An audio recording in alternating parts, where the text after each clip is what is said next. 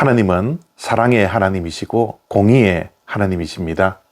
하나님께서는 한쪽으로 치우치지 아니하시고 사랑과 공의의 균형을 늘 이루고 계십니다.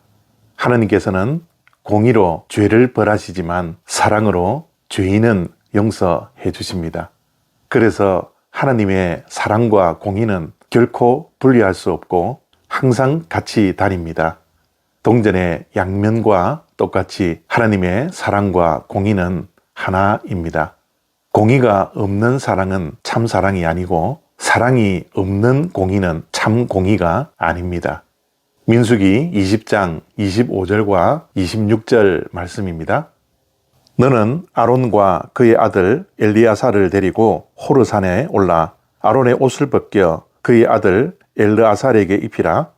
아론은 거기서 죽어 그 조상에게로 돌아가리라. 아멘.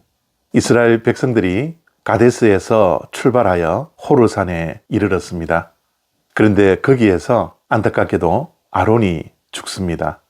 아들인 엘르아살에게 제사장직을 계승하고 호르산 꼭대기에서 죽게 되죠. 하나님께서 무리바 사건을 통하여서 하나님의 말씀에 불순종했던 사건을 통하여 가나안 땅을 밟지 못하고 호르산 꼭대기에서 죽게 하십니다. 그런데 여기에서 우리가 생각해야 할 것은 왜 아론이 산 꼭대기에서 죽게 되었느냐라는 것입니다. 여기에는 하나님의 분명한 상징적인 메시지가 있습니다.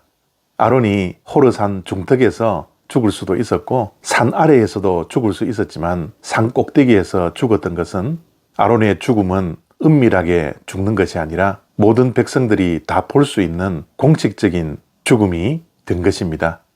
왜 이렇게 공식적으로 아론이 죽어야만 했습니까? 아론의 죽음은 하나님의 공의를 드러내는 것입니다. 하나님의 말씀에 불순종했던 아론이 그 불순종에 대한 책임을 모든 백성들이 볼 수 있도록 하나님께서는 이 죽음을 통하여 하나님의 공의를 드러내신 것입니다.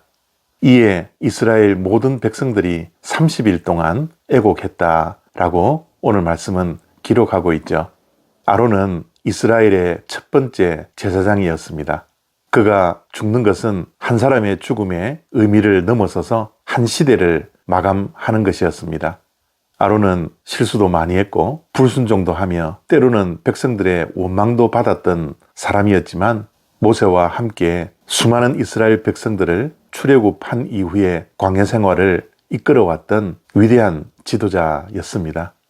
그렇지만 그의 죽음은 이스라엘 백성들의 원망으로 인한 아론과 모세의 불순종의 결과이기에 백성들은 30일 동안 애곡했던 것이 진심으로 아론의 죽음을 슬퍼했던 것입니다.